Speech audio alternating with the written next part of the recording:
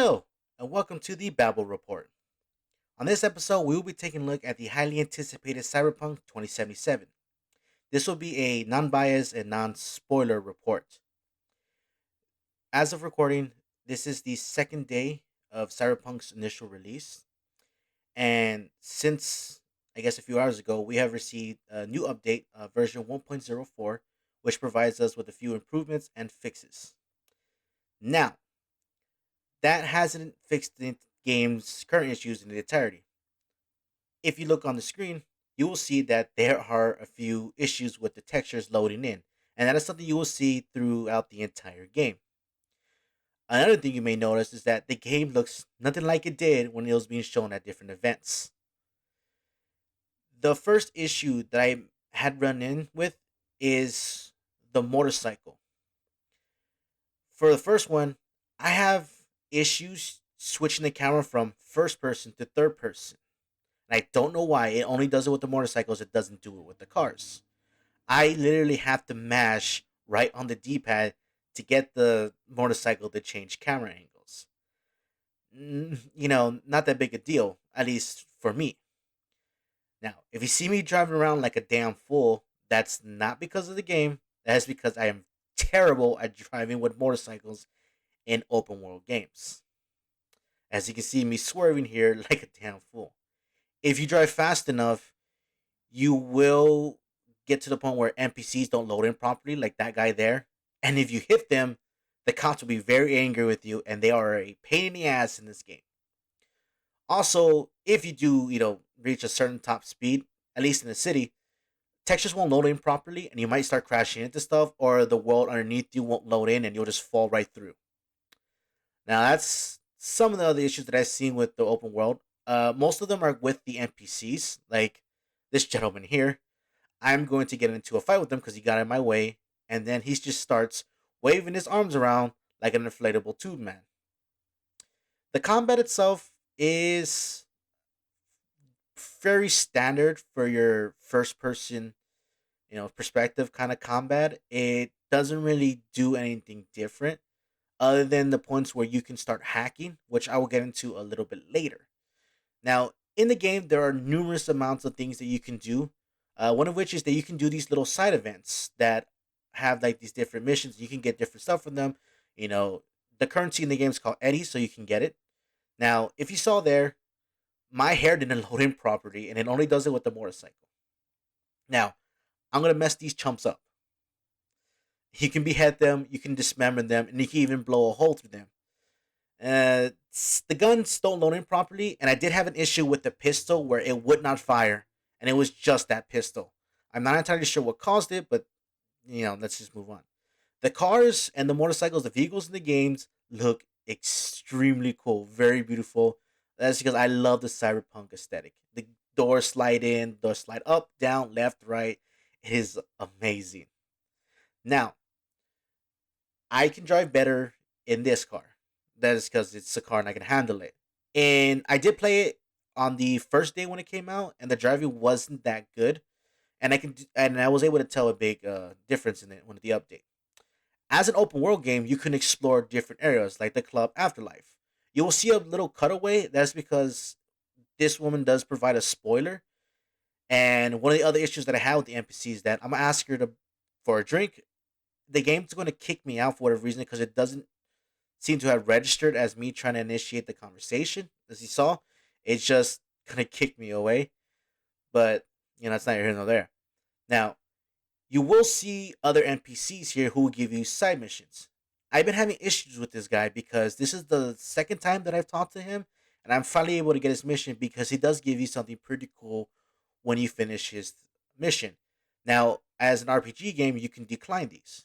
As an open world game, you can steal pretty much any vehicle if you can. Some vehicles require you to have like a certain intelligence to break into them, and to steal cars from people on the street who are in them, you need to be a certain level of strength for your characteristics. The side stories or the side missions are very fun and very humorous. For what I've been told, this mission is kind of an Easter egg meme for the popular show The Office. Now, I'm not entirely too sure that the glass was supposed to break, but this guy seemed to be so excited that I was saving him that he did a little flip. Again, I don't know that was supposed to happen. Now, upon finishing this particular mission, you can get different rewards. For me, this reward gave me a katana. And I don't care what you say, a katana is always cool. For the game itself, or for some of the people out there who are interested, is that this game has a gear system, as most RPGs do. Each different articles of clothing give you a different armor piece, and you can collect them. You can add mods to them. For most of the other clothings, I believe with the white lines, you cannot upgrade them with the crafting system in the game. So if you like a certain outfit and you could upgrade it, then you can make sure that you can have it, as purely for your aesthetic purposes.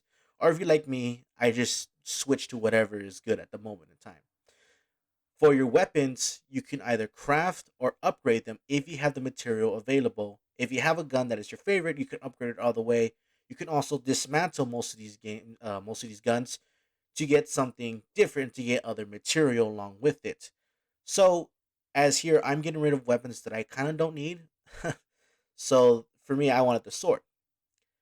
You can also upgrade different attributes to yourself and give yourself different skills depending on how your playstyle. For me, I opted to do a more of a tanky brawler style of fighting. My co-hosts, whose footage will come up in a little bit, had a different way of playing it, and that will be shown in a little bit. But as here, this is what you can do. You can get your level up to a certain point to add augmentations for your body. You can have street cred for different things that you can do, and those unlock different body upgrades in these places called Ripper Doctors, which I won't spoil, and you can just look for yourself. This is the Badlands, with Cyberpunk being very like into the whole character creation. You have three different classes you can choose from, which is Nomad, Street Kid, and Corporate. I chose Street Kid. My co-host chose Nomad, and this is him driving throughout the desert, which is where he starts out. As to my knowledge, the beginnings are different, but the rest of the story is still the same. You get side missions early on, side missions like these that can be completed in different ways. This one gives you different stipulations, as it tells you you need to do it in a non-lethal way, but you don't necessarily have to do it, but it provides a bit of a challenge. My friend opted to be the more stealthy hacker kind of style, and he's very in love with these new augmentations called the Mantis Blades, which you see here. That is something that he uses in battle, and you'll see him playing a bit differently. He'll use different weapons, he'll use different gear, and with the character creation, he looks a bit different. You can get different status buffs and do different hacking techniques depending on what you bought throughout the game, and there's a numerous amount of different combinations. This is one of the hacking mini games. As you see, you would have to decipher the code, and it can come from up and down to left and right, but not diagonally. And it will give you whatever it is that you're going for if you have the RAM for it, which works like a regular computer. And I thought that was a pretty good or pretty cool bit of a technique. Now, this is the target he was going after. And now, for whatever reason, he told me that whenever he went too fast, it kind of messed with the recording. And I can understand why, because of the games itself, and the laptops are not really meant to handle all that stuff.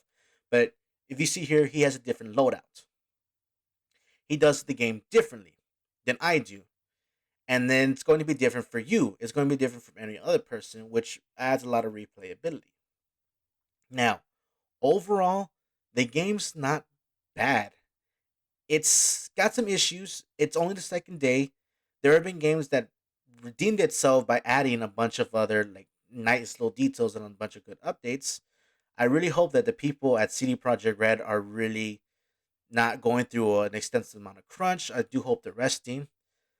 But that is going to be the end of here. If you do want to pick up the game, you can. This is just showing you some of the mechanics and some of the things that have been wrong with it.